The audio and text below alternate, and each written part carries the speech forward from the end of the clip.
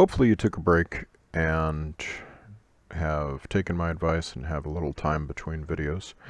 I've had a cup of coffee, so hopefully we'll have less flubbing of words and more actual thinking. This video is here to help you set up Zotero and write and use the MLA style in Word. So let's get started. First thing you're going to do is open up Zotero. Now I have it pinned to my taskbar down here. You may not, you might. It's up to you. But always open Zotero first. So, I've clicked on Zotero. It'll open up in its own time. And that's what needs to happen there. So there, Zotero loads. It's doing its self-check to see if there are any updates. And we're ready to go. Okay. So now, open Word. Once Zotero is open, make sure you don't do this in reverse order. Always open Zotero first. If you do it in the other order, the link between Zotero and Word may not function properly. So now we're going to click on Blank Document in Word and get that all set up.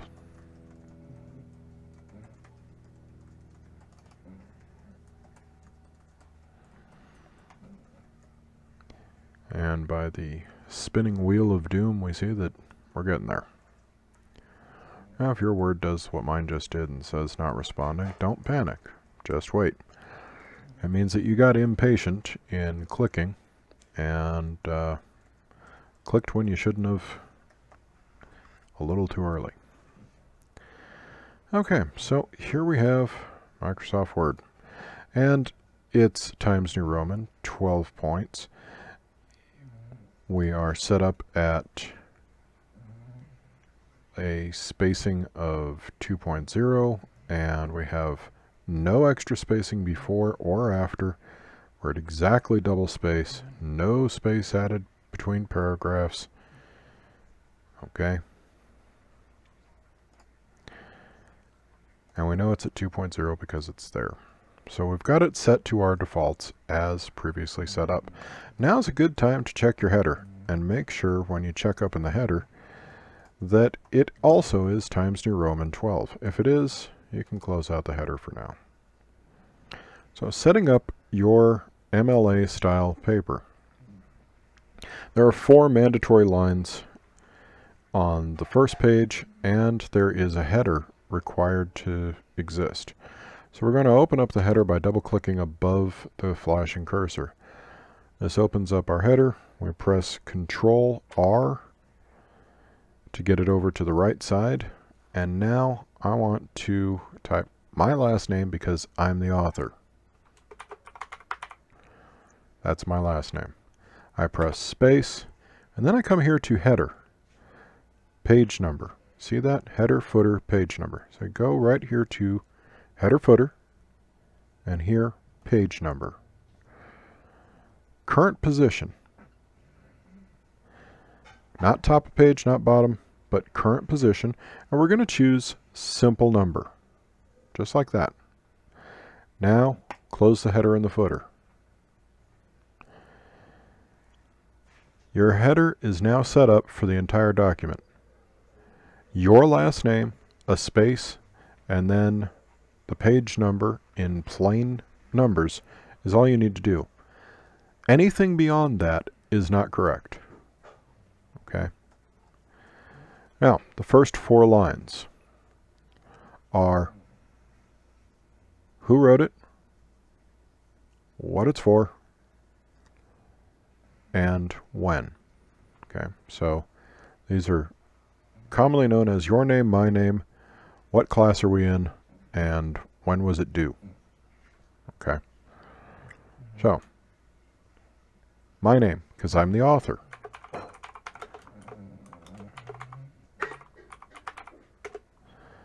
Who am I turning it into?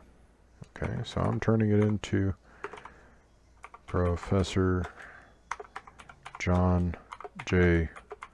Smith. I've made him up. you will use my name there. The class,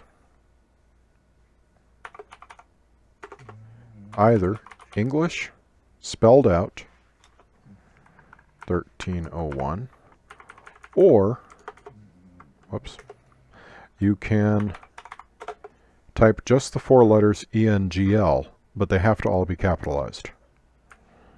Okay? And then finally, the date it's due. Not the date you typed it, not the date you started it, certainly not the date you turned it in, because you can always turn things in before the due date. This instead should be the date that it's due. So this paper is going to be due October 15th, 2020. Now that's how we do that. October 15, 2020, or 15 October 2020 with no comma. Okay. Now it's already double spaced. It should be. Okay, that's fine. So we're going to hit enter once. Center the cursor by pressing Control E and type ourselves a nifty title.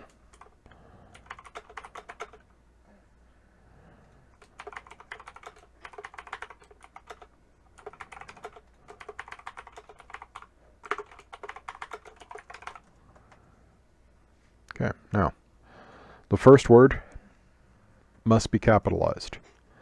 Is not capitalized, and it should be. So I made a mistake here. However, A should not be capitalized because it's just a determiner. Okay.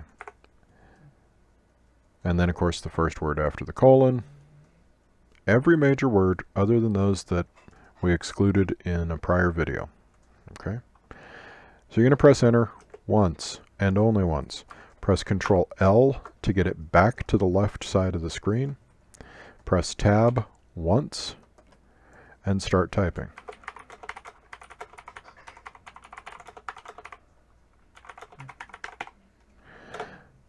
Okay. So your introduction is going to be the first paragraph the reader reads.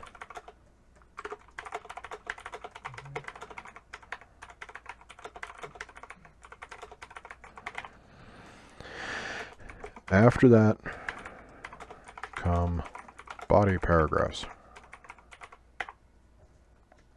Cool.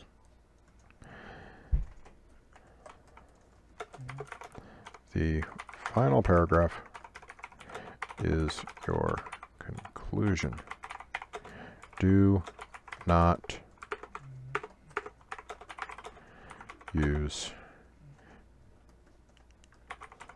signal phrases to alert the reader that it is a conclusion. Now what that means, do not use signal phrases to alert the reader that it's a conclusion. Do not write things like in conclusion, to conclude, in summary, allow me to sum up, etc., etc., etc. A conclusion will tell the reader it's a conclusion because it appears to be a conclusion. It summarizes the rest of the paper. It gets the writer's last thoughts down and gives the reader something to think about. That's what a conclusion does. You should not write in conclusion. It is not proper style, and I'll take off for it. Okay, so now we need to go to our first body paragraph. I hit enter once and only once, then tab to bring the cursor back in. So now we've got our first body paragraph. Now,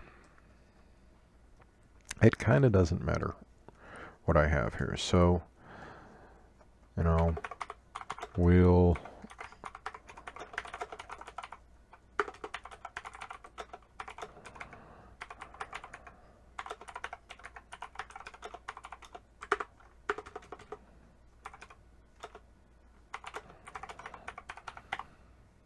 explore the functions of rational behavior in society.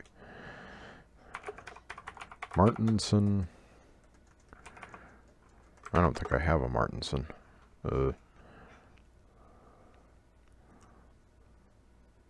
What do I have? Okay, so this is where we go over to Zotero.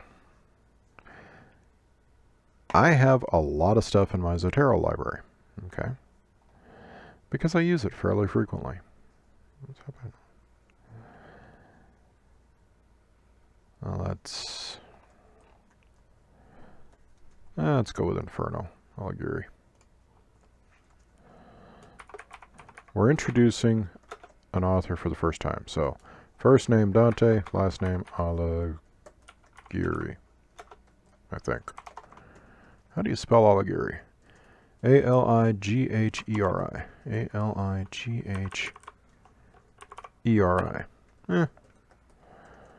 Dante Alighieri writes, comma,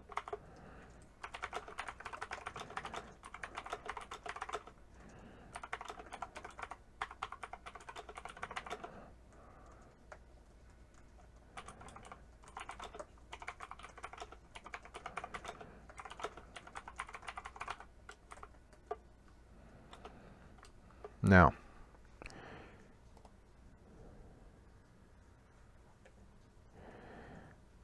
Alighieri did not write that. Just so you know, if I were to check that quotation, I would never find that Dante had written that, and I'd be forced to take off points on my own paper.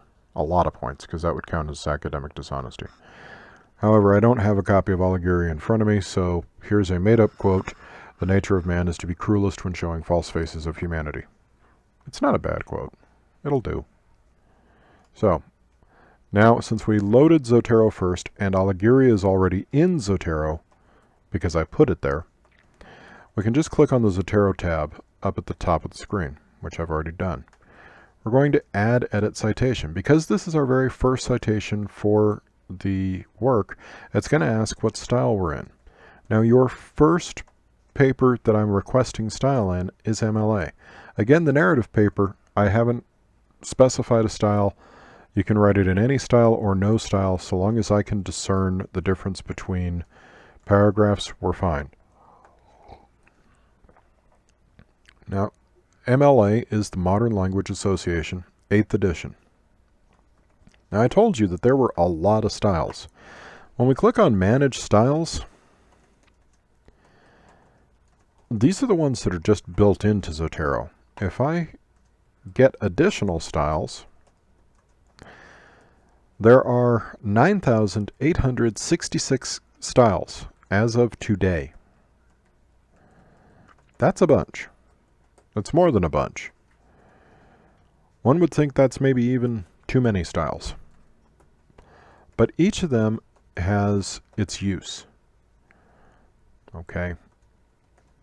You can see just here at the beginning, we have 2D materials, 3D printing in medicine, 3D research. Those are different journals. Academic pediatrics. So when you're writing for a specific journal, you could find their style here. In the example slides, I used the example from the journal called Syntax. If I scroll down to the S's, I think we might be able to find syntax even. Springer, style, systems. I went too far. Symbiosis, synergy, synthese. Oh wow, I used to edit that journal. I don't see syntax. And it's not there, but it doesn't really matter. There are a bunch of styles. For our purposes, we're going to be using only two this semester, the MLA and the APA. So you're going to choose Modern Language Association. Now, how did I do that? I pressed Add Edit Citation. This popped up. No matter what it's on, find Modern Language Association 8th edition, click on it, leave these things normal, just as they are, and then press OK. Now this little bar pops up. I know that my quotation is coming from Dante Alighieri, so this one's coming from Inferno. Why not? Alighieri, 1994. Now,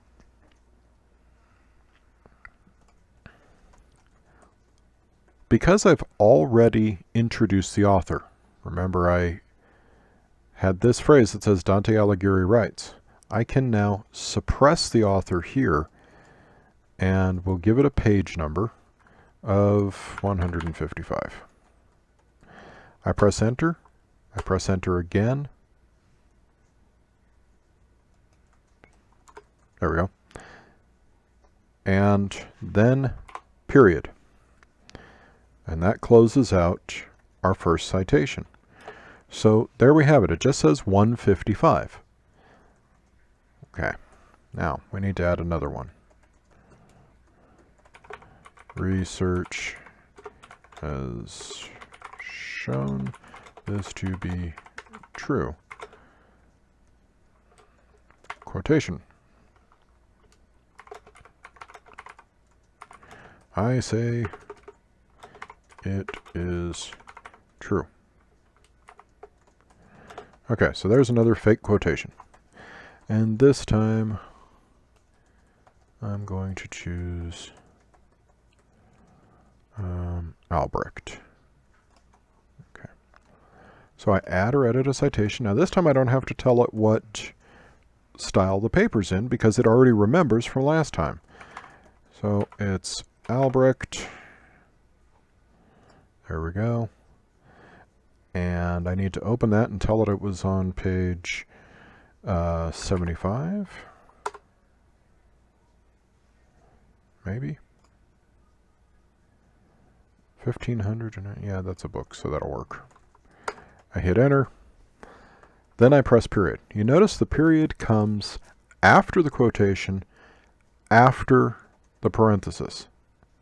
It doesn't go inside. Okay. Now, having done all that, I'm going to press enter once to bring it back to there. Let's say I finished typing. I'm done with my document. I press Control, Shift, Enter. That creates a new page. Now you notice I only have 2 pages, so this one's labeled Nelson 2. I'm going to center again, type Works Cited, just like that. Hit enter once, and then back to the left side. Now I'm going to come up here to Add Edit Bibliography on the Zotero tab. If you've left the Zotero tab, just click on the Zotero tab again, and click on Add Edit Bibliography. Now, it adds them in properly, without me having to do anything. Now you'll notice that our very first used quote was Alighieri, and our second quote was from Albrecht, but it put her first. It's supposed to, because Albrecht's last name comes before Alighieri's last name alphabetically. And you don't have to work it out because Zotero does it for you. It makes things much easier. Now if you want to go back and add another quotation, so another source is summarized here. Okay, so another source is summarized here, and this one is done. The complete English poems.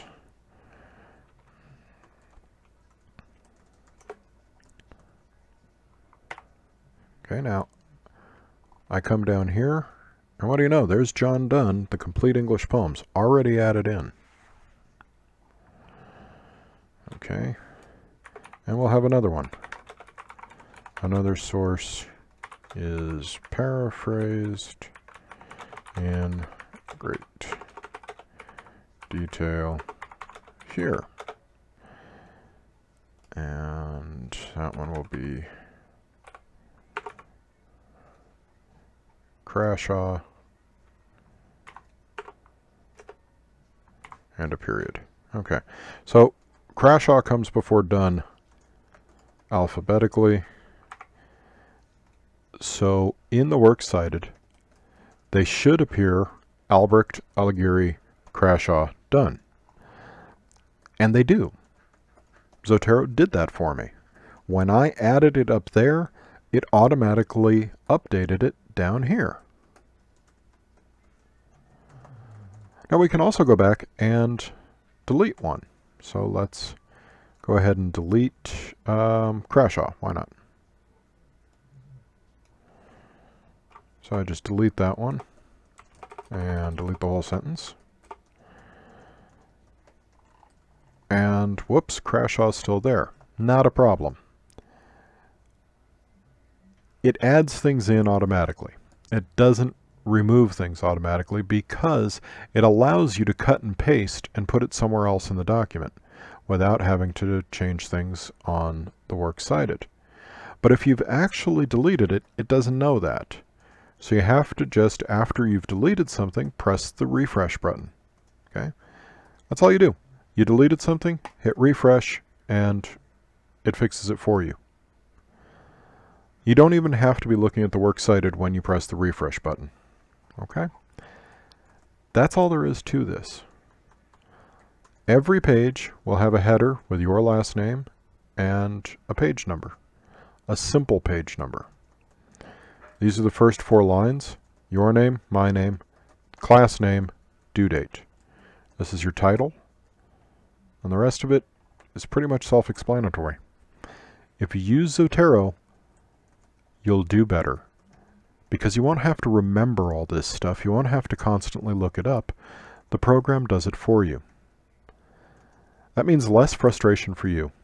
That means an easier workflow and more of your words coming out on the paper and more of your thoughts coming out on the paper with less frustration, less anger, and less of a pain in your ass. I don't demand you use Zotero, but I highly advise it. The next video will show you how to get things into Zotero for the first time in great detail. So take another little break and join me on the next video.